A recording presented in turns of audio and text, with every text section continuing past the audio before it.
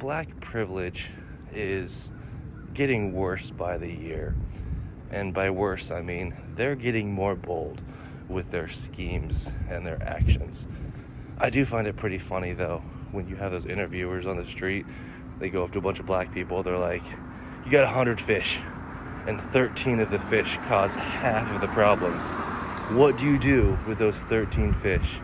Almost every time the black people say get rid of the fish. Black people, you're lucky we don't have the same mentality of you. Otherwise, y'all'd be gone.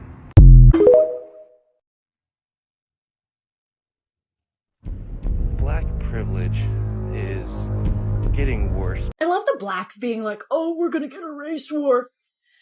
If there was a race war, you wouldn't win. Okay. First of all, you might have plenty of guns, but you don't know how to shoot them. You think this is how you shoot guns. You think this is how you shoot a pistol. That's not. I know you saw that in a movie and you thought it looked cool. And you saw your favorite fucking rapper doing that, but that's not how you aim and shoot a gun. The only reason blacks have not exterminated themselves in the hood, because black on black violence is insane and through the roof, is because they're such horrible shots. So you really think you're gonna beat a duck hunter who shoots ducks for a living, for fun, on his free time, and doesn't miss? Really? By the year. You know, let's dispel some bullshit, okay? Because you have got to be out your fucking mind. You gotta be out your fucking mind. I have two words for you. Mass shootings. Mass shootings. At any moment, at any given time, at any given day, for whatever reason they feel they need to, a bearded white man or a white man of some kind can pull out his arsenal and unalive an entire fucking mall, an entire school system, an entire fucking movie theater, and you have the nerve to talk about 13% commit all the fucking problems. Are you out of your motherfucking mind? Have you lost what little fucking brain Trump allowed you to keep? Are you fucking with me right now? Are you serious? Are you serious? You cannot be, this is the shit I'm talking about. If we gonna have this 13% blah blah blah thing, then I think we all should be sitting at the table. You ready to hear something? Here you go. The most dangerous motherfuckers in America are white men with anger issues.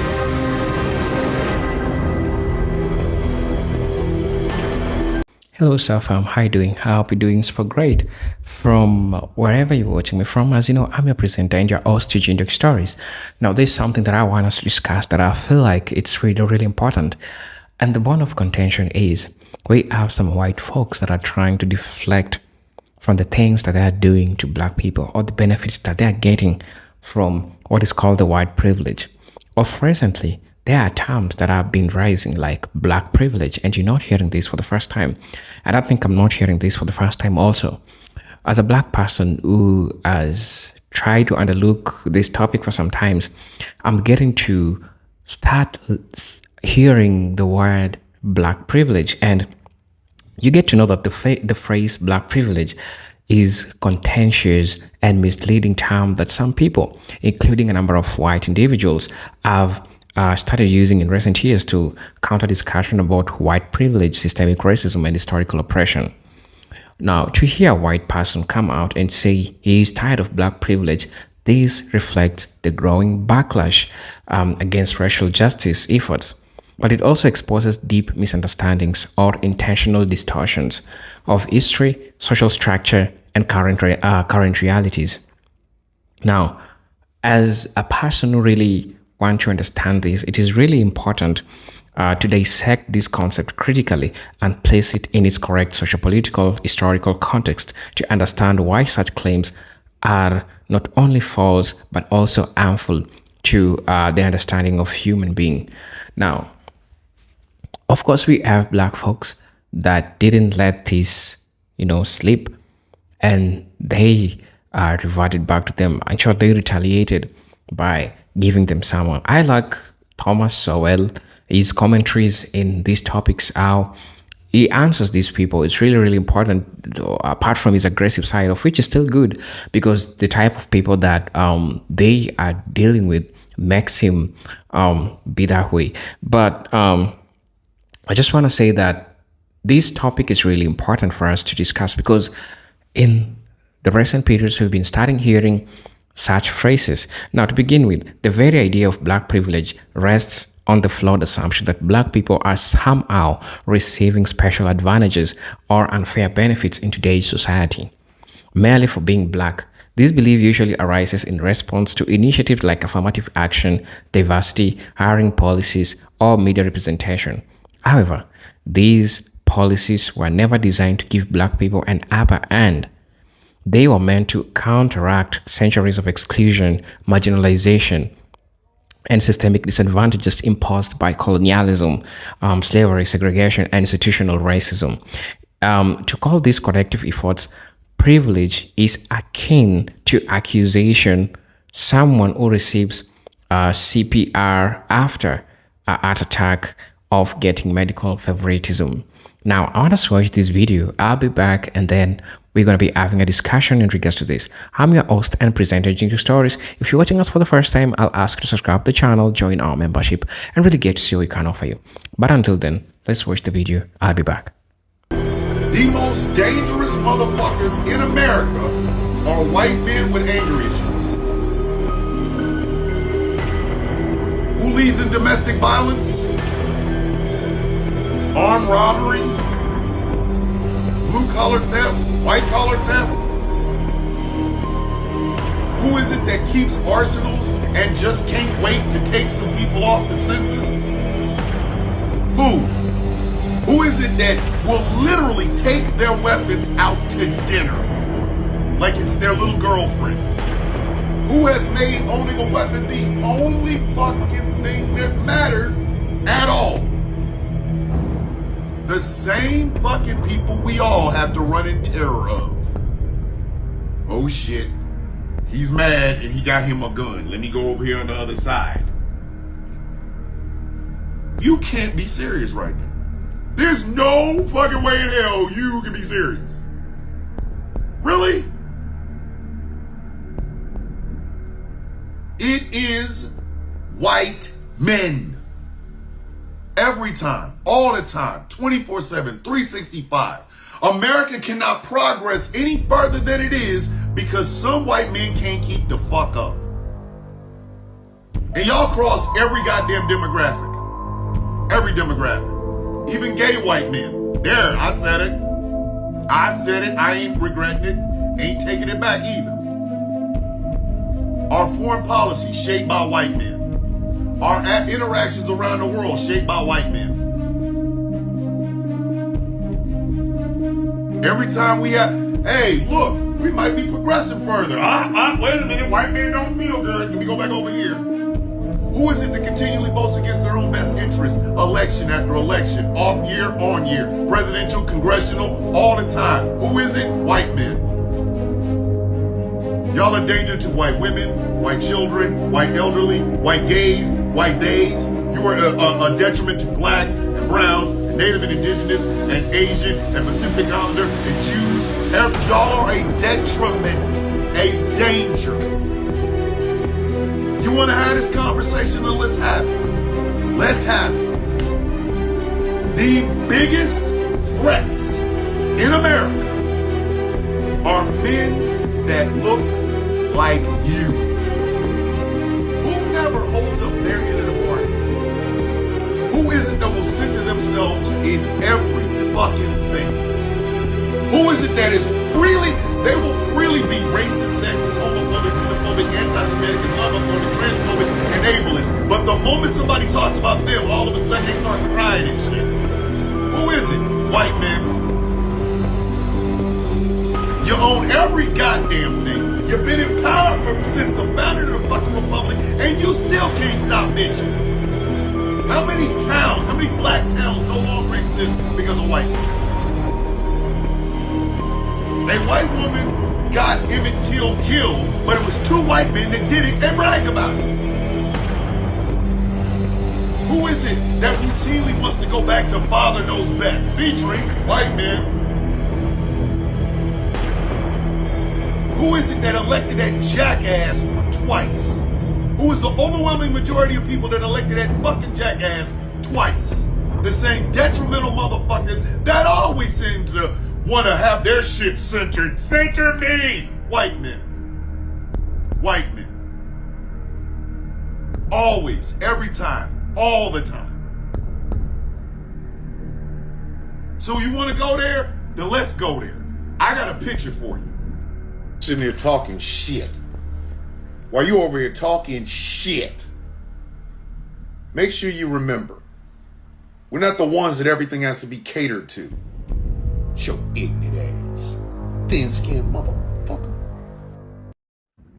Black privilege is getting worse by the year. I've been saying it for the dawn of time. Idaho has some pretty screwed up men. I'm going to say some things that are algorithm friendly. So you got to read between the lines. This guy is poorly educated. Why? Because most of Idaho is poorly educated. The schools are underfunded. Like what? What is... Idaho is ranked 36 in education. It's not the worst. It's not the best. Idaho also barely has any diversity. Anyone that is not white, and it kind of shows. It definitely shows. I lived in northern Idaho. This guy's looks like a copycat rendering of the men that I would make sure that I put my hand over a woman's drink if he was around. Let's just say that. They're not the smartest. They're not the most secure. They definitely show that they have a special hood in their closet that's pointy, that has eyes. Super uneducated, living in a bubble, doesn't know exactly what he's talking about.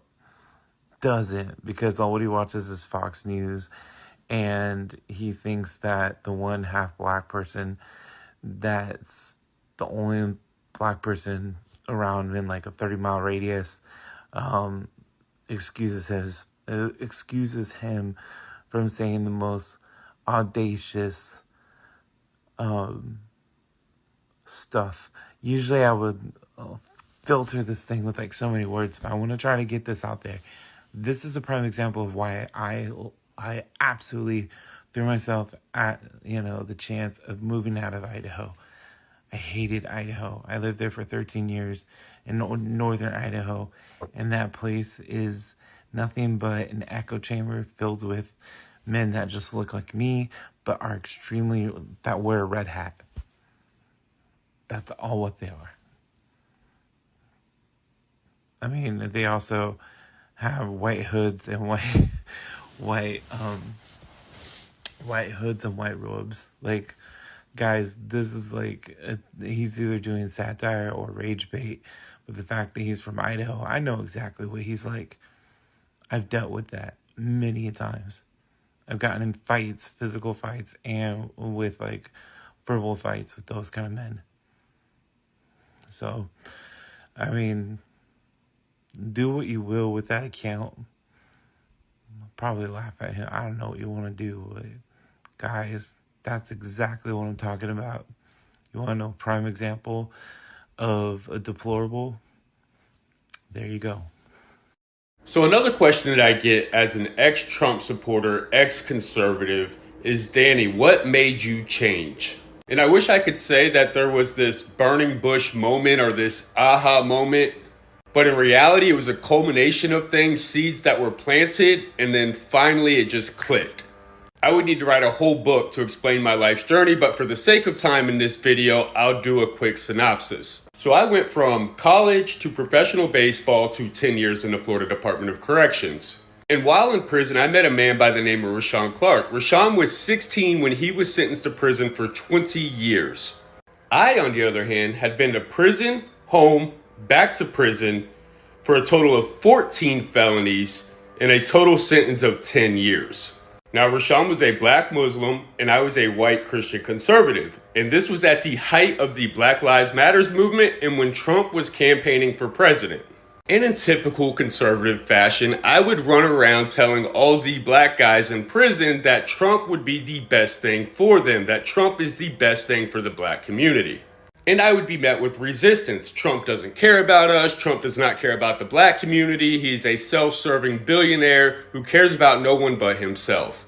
And I would tell Rashawn that we can't blame anybody but ourselves for why we are in prison. These are the consequences to our actions. Stop being the victim and accept accountability for our choices. And what Rashawn said next was probably the first seed that was planted that ultimately started me on this journey. He said, when you got sentenced to prison, the judge looked at you as the all-American boy who just lost his way, needed some mental health and substance abuse help, but they seen you as being redeemable. He said, I, on the other hand, at the age of 16, was sentenced to 20 years. They looked at me as a thug, a savage, a predator, and my life was not worthy of redemption. In spite of the Department of Justice, juvenile justice, recommending that he get a program, they sentenced him to 20 years in prison instead as a juvenile. And Rashawn would always say to me, DC, you underestimate me. And he was right. Because in my arrogance, I looked at myself as the smartest person in the room. I'm in prison, I'm college educated. Most of these people in here don't even have a GED. So Rashawn recommended that I read Michelle Alexander's book, The New Jim Crow, Mass Incarceration in the Age of Colorblindness. And after I read it, a light bulb went off, my life was forever changed, and that's what started me on this movement. And this is what I learned, and I saw it with my own two eyes. So in the United States of America, the 13th Amendment said the abolishment of slavery except when punishment for a crime. Before this time period, the only people that went to prison were white vagabonds, outcasts, poor white people. But slave labor was such an integral part of the Southern economy that without it, the economy would collapse. So they needed new slave labor. That's why they started the mass incarceration prison boom. Fast forward 100 years, you had Jim Crow segregation, where black people were relegated to second-class citizenship. They were still seen as subhuman.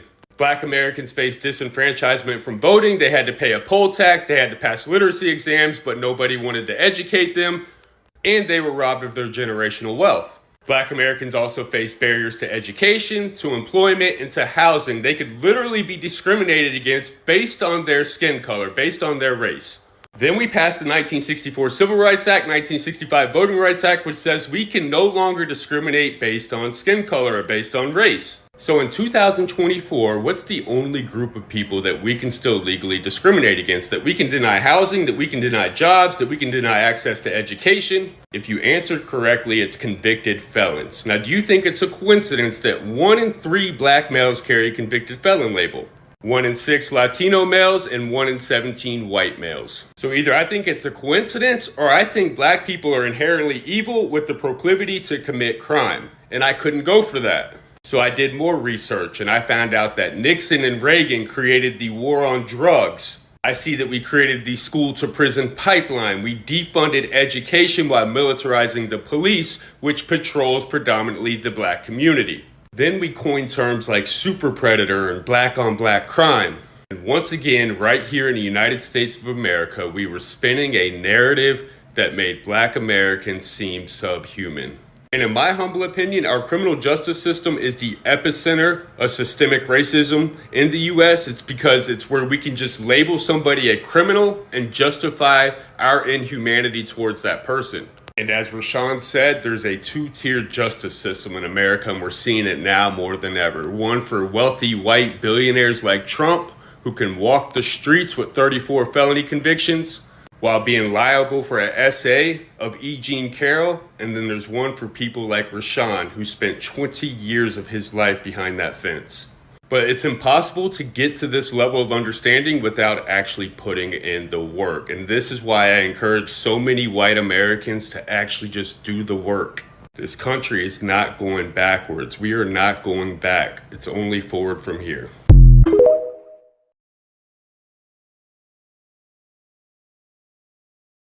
I live in an ultra conservative, Trump loving MAGA community. And I talk about white privilege in our community a lot. And a lot of times I get pushback. People are like, well, I grew up poor. How do I have privilege? I come from a working class family. How do I have more of an advantage than other demographics of people? Well, I'm going to give you an example of another way that it's manifested in which I used as a learning opportunity. So one of my close friends has a son who is, young, 16, and just started driving. Well, he gets in-school suspension. He's supposed to be in school suspension, but instead he skips out.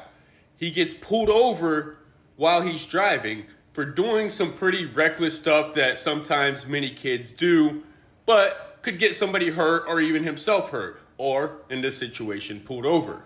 They were throwing firecracker poppers out the window. Cop sees him, pulls him over. Well, when the cop pulls him over, he happens to know his dad, which is also my good friend. Now, rather than ticketing the kid or taking him to jail for, reckless endangerment, he calls my friend, who is his dad, and tells him exactly what his son is doing.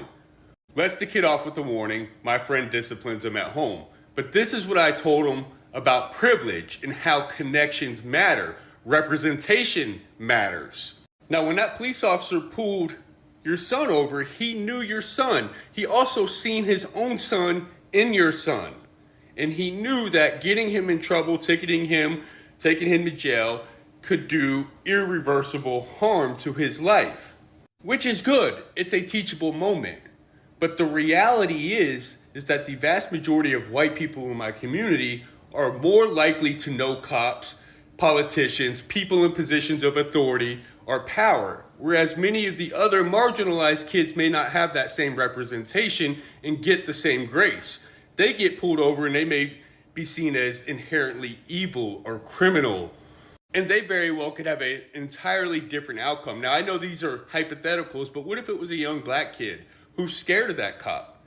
And while he's scared, he chooses not to talk to him or speaks to him in a manner in which that cop deems disrespectful. He may not get that same outcome. And this is just a reality of how privilege can show up in our lives. And it has nothing to do with how much or how little money that you have. And again, I don't believe in evening the scoreboard. I don't believe in giving the white kids harsher penalties now because of this.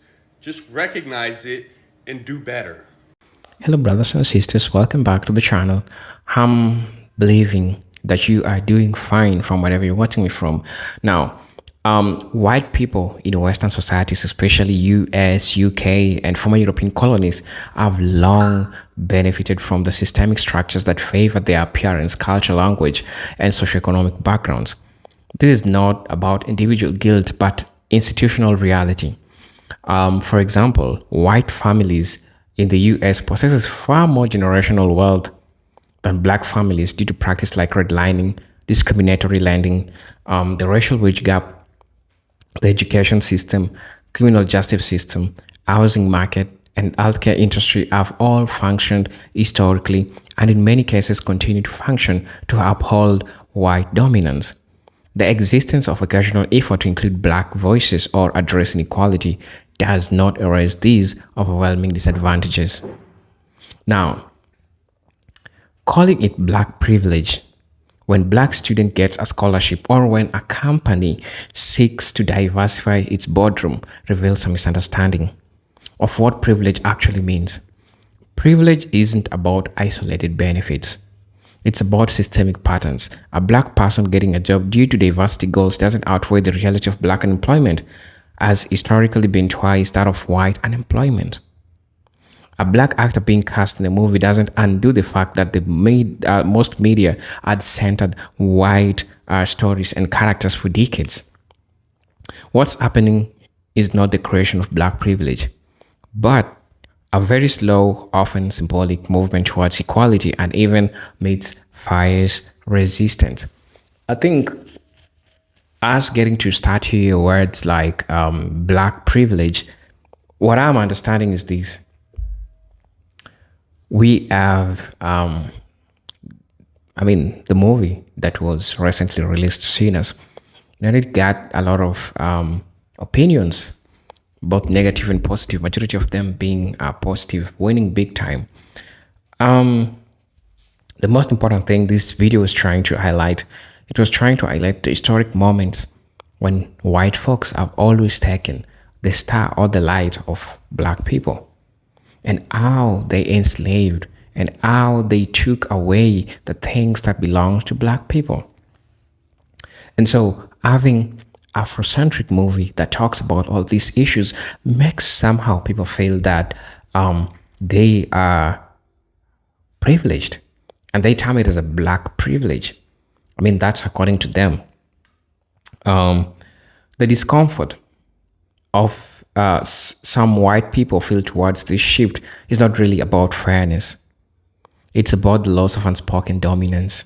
When you've been on top so long, equality can feel like oppression. That's the crux of the black privilege complaint. It is not about black people gaining unfair advantages, but some white individuals feeling entitled to remain at the center of every opportunity and narrative. When others start being seen and valued, they mistake it, right, as pushed out, when in reality it's call for a shared space. It's a demand to level the playing field, not to flip it, right?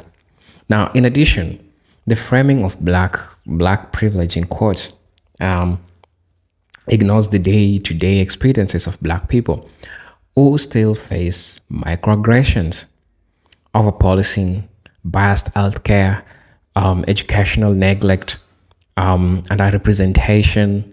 It raises the fatigue of always having to improve, right?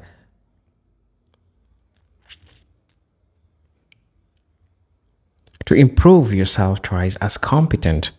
The trauma of generational poverty and the deep emotional toll of carrying a history that is still unresolved, there is no privilege. In fearing for your life during traffic stop, or being assumed to be unqualified for your job, or being told you only succeeded because of your race, there is no privilege in that.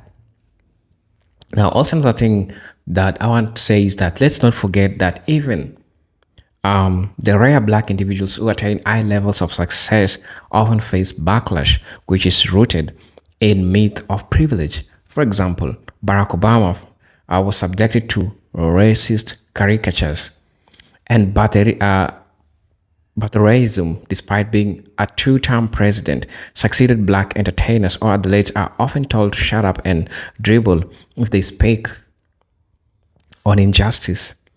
Their success is treated as evidence of progress, but their humanity is often denied when they speak uncomfortable truths.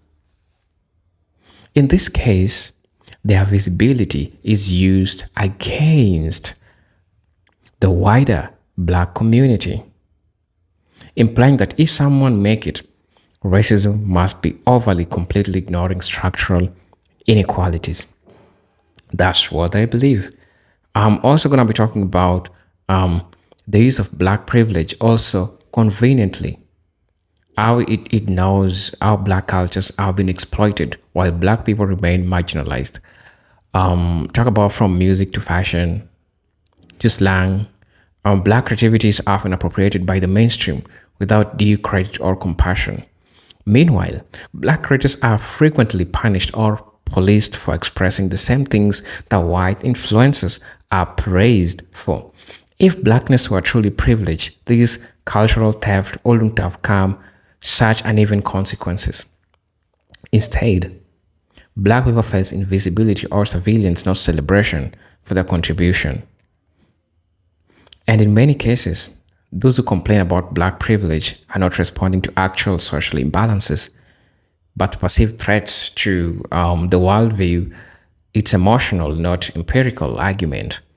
The elevation of black voices in conversation about race justice and historic makes some white individuals confront uncomfortable truths about their identity and nation, right? So rather than engaging in introspective or allyship, some retreats to denial, labeling it privilege. Whenever they are no longer the default or center of attention, it's a defensive mechanism, not a reflection of reality. I'm your host, and presenter Agent Stories. And thank you for sparing time and watching my video. If you're watching us for the first time, I'll ask you to subscribe to the channel, join the membership, and really get to see what I can offer you. For those who are supporting me through my Cash App, for those who are supporting me through my